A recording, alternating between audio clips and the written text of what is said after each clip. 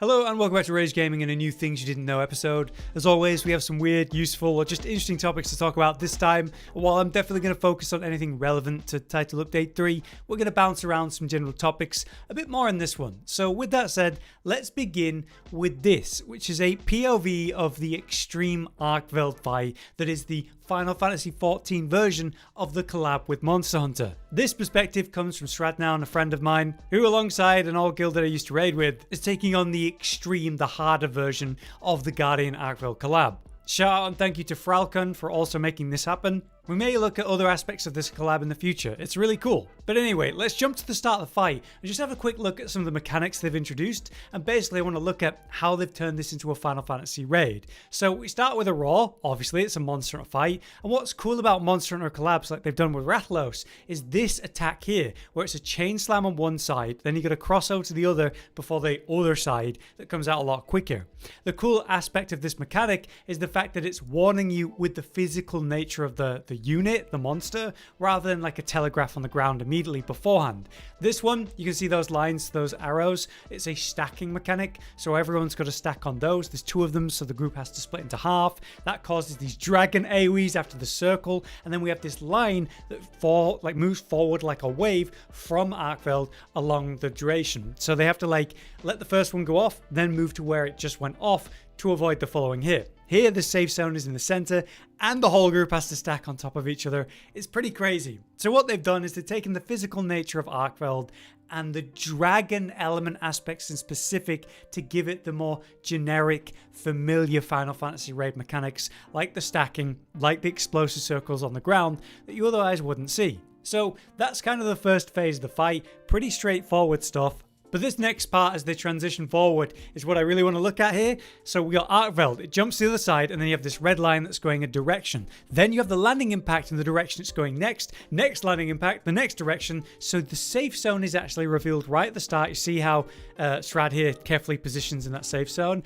And then you have to prep for these ridiculous line AoEs that occur, I guess, based on the form of the dashing where that went. Here we have everyone takes an AoE, so you have to find a safe zone away from each other, while at the same time, Arkveld is doing its side swipe with the chain slam. Pretty ridiculous stuff. If you've never seen Final Fantasy raiding before, this may seem very overwhelming, but there are other aspects of this that are definitely more Final Fantasy than there are Arkveld. This is a familiar mechanic where you've got these pillars down, you've got the small ones and the big ones, and you've got to like soak them as far as I remember. But the following part is, as we actually see the Wilk, the wyvern milk spawn in crystalline form and taking up aspects or areas of the arena. You see it taking all of the area outside of where they're fighting. And what it's doing is creeping in from those locations. And so it's pretty insane to just look at all of this stuff happen at once. Guardian Arkveld is now gathering energy as it has arrows pointing in different directions. Those are where the explosions are moving out. So, you know, you take that safe zone, then move into the next safe zone. Looks like they're going to be going like clockwise or counterclockwise around the target to avoid that. Then at the end of that sort of generating energy moment, he unleashes it, doing these like backflip whips here. This just looks like damage that everyone's going to take, so you got to like mitigate that and heal through it. Here's another big mechanic that I want to talk about that I think is very clever. So Arkveld is going to pick people and jump to them in an order. So everyone gets hit by this mechanic where they have like these numbers above their heads. You can see there. So based on those numbers, they position with someone seemingly taking like duos. So the first leap is being put on the edge of the arena. So the swipe of the chain after goes out of the arena, not cleaving everyone inside of it. So they're basically making sure that Arkveld's intentionally landing at the edge of the circle on these 4 points clearly marked out. And it continues a second time because, you know, there was up to 8 numbers there. There's 8 people in this raid, so he jumps to every single one. And all they're doing is deciding who is going to be the first to be hit, carefully positioning it as well. Right, the last attack I want to talk about is to do with the channeled dragon explosions. In our fight, it's like a quick attack that's channeled with the chains being pushed out like tendrils, and it does this reverberating dragon explosion. Here it's the same thing, but instead it's a channeled beam, as it were, that's moving across the arena. So it presses them into a corner, then they have to quickly move to the next other side safe zone as it comes across them.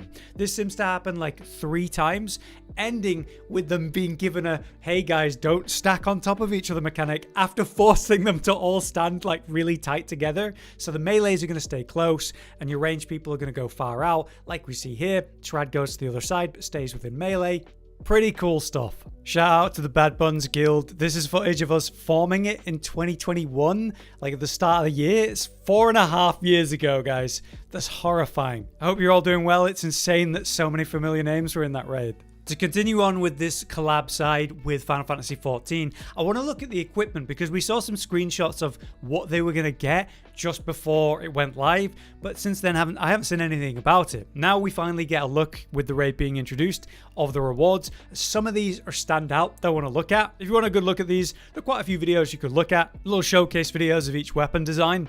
But I'm just going to talk about the standout ones from this one. So this is the Paladin, which uses a sword and shield, perfect for the SNS, but I really like what they did with the sword there and the blue glow. The standout weapon from the lot of them is the Monks, because they use fist weapons. And so what they've got is the Arkveld fist.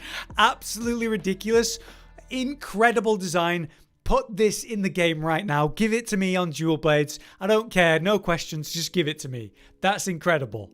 However, speaking of dual blades, we do quite literally have the dual blades put into Final Fantasy. And yes, they do have the ridiculous chains that come out when unsheathed. This is for the ninja that usually uses two like daggers. So it fits pretty perfectly. And I love what they've done with the VFX on this weapon. If we want to look at the samurai set, it's literally just the long sword, but, you know, sheathed like a katana as the samurai has. They do actually unsheath it though, so the sheath is on the side and then the weapon comes out. You see that glow? Really cool detail there. The Viper is one of the new classes that you'll find in the expansion. And so what it has is two swords that at a certain point are put together to form a kind of twin blade. So you can see on the right there in this video. Cool concept, but I don't think they cooked a lot with this. I'd love to see some chains, you know, to link them together or something. I did want to highlight the Summoner Book, which is basically a really cool tome that they hold. When you take a look at this, you can see on the back side that it's just like the plating of Arkveld chained together with just like looping chains.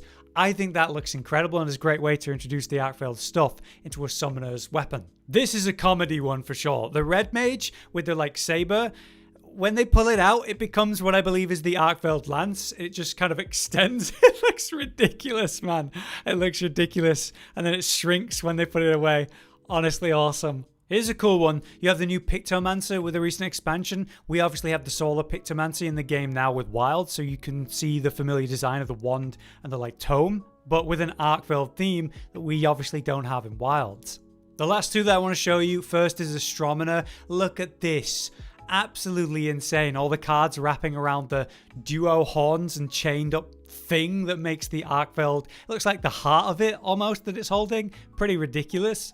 But speaking of ridiculous, the Sage, which has these like missile beam things. What the hell are those? What part of Arkveld is that? It looks like 4 of the hunting horns from Arkveld and they've just made them small. But yeah, I've intentionally not shown you the full thing here. Please take a look at this video or any of the videos showcasing the weapons really and get a good look at their version of the collab. Okay, for this next one, we have something pretty stupid, but if you like personal challenges, well then, it's going to be a great one for that. Do you remember in the summer event where you had the access to the water gun, some people would actually hunt monsters with the one singular damage it would deal? Well, don't forget about the collab event here with Akuma. If you layer the Akuma set, you get access to the special Akuma attacks, the combo, the counter, the punish of a wound, that kind of thing. But if you're actually wearing the 4-piece of the Bale set at the same time, well then you'll get the Soul of the Dark Knight, which means you'll get the Blackest Night skill. On top of that, if you have the Soul of the Pictomancer actually equipped, of course you'll have the Pictomancy spells at the same time. So we can do a Pictomancy spell every 30 seconds. We can go in with the Blackest Night counter with a ridiculous hit, get the lifesteal from that. And don't forget, you can combo this into the special jump, moving around like crazy. And again, the Drive Impact as a punish. So here's just some stupid footage against very low, weak Humatrice, where I'm using all of these successfully against the target. Keep in mind, guys, that this is definitely a silly idea. Akuma's special attacks aren't nearly as strong when you're layering the set compared to actually wearing. The Bale, to be fair, is the strongest part, with the lifesteal, the benefits of resentment, the actual shield counter itself and the healing from that. And yeah, the Solar Pictomancy can have some relevance against normal monsters. The damage is still there, but it's nowhere near as effective as it is against Final Fantasy monsters, specifically Omega, obviously. But the fact that you can do all 3 like collab special attacks and playstyles at the same time creates quite a unique 15th weapon, let's call it. See if you can kill any monster with this on. Next, a quick PSA. This thing that you may have missed was announced maybe on the social medias of Monster Hunter, as well if you play on Steam, right? Obviously, this is relevant to PC players. They have a news post that's already come and gone and kind of been pushed to the side a bit by Title Update 3. It was announced on Monday, September 29th, that the support for Windows 10 is going to end. This is not because of Capcom, to be clear here. They say that Microsoft is ending their support of Windows 10 on October 14th. So it's happening immediately. So as of that date, they can no longer guarantee that World, Rise, Wilds, any of their PC games will run on Windows 10 properly. At this time, as they say, it'll probably be fine and probably for quite a while, but as they continuously do different system updates or say update the actual games, there will be issues with the Windows 10 systems inevitably. And this is the case for all games and all setups that you want to run on out-of-date, no longer supported versions of Windows. This is just something that Microsoft does. Obviously, they have to tell us about it, but I figured I might as well mention it. If you're one of the people that sticks to all the versions of Windows, you probably know about this stuff anyway, but it's finally happening to Windows 10. Here's a fun detail that I saw mentioned on the Reddit by the user JackNewbie555, who talked about the unique dialogue that each of the support hunters actually have when they first encounter Omega. And I was interested by this because obviously I went and looked at my footage and went, they definitely didn't say that. But it's only when they literally the first time that support hunter sees Omega. So for Alyssa, Mina and Kai, the three that we probably all use the most because they're generally the best, will have heard their original lines on the day that it all happened. But their reactions are pretty accurate to the characters, which is cute. Alyssa is like, I'm dreaming. This has to be a dream. Kind of surreal, not believing the reality of the situation. She is a realist, normal person. Whereas you got someone that's a bit insane like Mina, that's the SNS hunter, saying that they'll have a good story to tell after this. Like, yeah, I'm excited, I'm gonna kill that. I would imagine Mina's one of the youngest hunters in the group. Then we have Kai that's just like, what the hell is that? What is this thing? Pretty understandable. But if you haven't seen Olivia's, she's very determined. It doesn't really matter what she's fighting. She's going to use her hammer and she's going to try to protect people. So she says if this is what it takes to keep everyone safe, she's going to do it. Lastly, I want to mention Rosso, who is very reasonable. He references the ammo and what the hell should he even use, saying what kind of ammo works on this? Does any ammo work on this? Yeah, mate, trust me, pull out spread. It's really good. I like that they keep this theme with these support hunters and the different units in general. Olivia is obviously from the one that we know, the Astrum unit. But Rosso's from his own unit, Alyssa's from theirs, Mina's from another, Kai's from another. And something we talked about in this series a while back is the fact that they literally have progression too. At the start of the game, they're all in their beginner outfits, right? But say Olivia, she starts wearing bits of gore armor. All of them quite literally upgrade their sets, looking a bit of a mess, to be fair. And even now with this Omega reaction stuff, they still fit their characters and their vibe very well. But it is something you'd easily miss because it happens once and that's it. Alright, for the last topic today, I want to direct you guys to a video made by the YouTube creator Pickle, where they were basically just going out of bounds of the game and looking at things that we otherwise wouldn't be able to see. A couple of cool things were shown in that video, as it came out before the release or even announcement, it would seem, of Title Update 2. And because of this video, we get to see the Lagiacrus arena before it was revealed and actually given to the players with his introduction. So as you can see, it turns out there was just literal rubble blocking the sort of main path or road that leads in there now.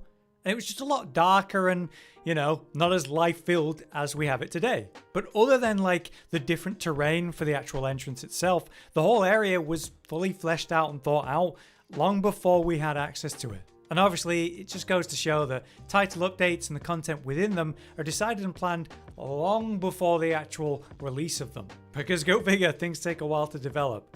But I also saw in this video another interesting detail. The weird trees that are all over the place in the Scarlet Forest. These, of course, glow during the time of inclemency. And as we've learned through the story, you know, they're wyverian machines.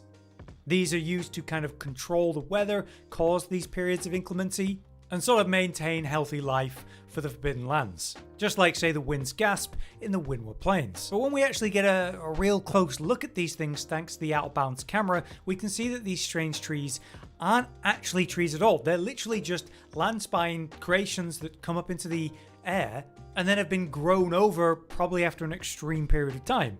which then makes them look like these strange trees. One of the camps, the one that's above area 10, is actually on top of one of these, and it does glow during the time of inclemency, which is pretty cool. And Pickle also noted that these tree things, these machines, they're likely inspired by the super trees of Singapore, which was a nice spot. So yeah, I found that interesting, but there's a whole video there to check out for all of the regions and interesting finds from that, so go have a look. But yeah, there you have it, our newest set of things you might not know about in Wilds. As always though, if you guys have anything you'd like to add to today's topics, or maybe make a suggestion for the series in general, and let us know in the comments. But until next time, I've been Hollow, you've been you, and thank you for watching. Josh, Cotton, and Hollow with the videos, dropping the humor like a hammer on your tippy toes, bringing entertainment on a daily arrangement to take our insanity and turn it into entertainment. Yes, I said entertainment twice, to reiterate that it is nice to look into your faces on a mostly daily basis when you let us in your homes to make the whole world a stage. Goodbye.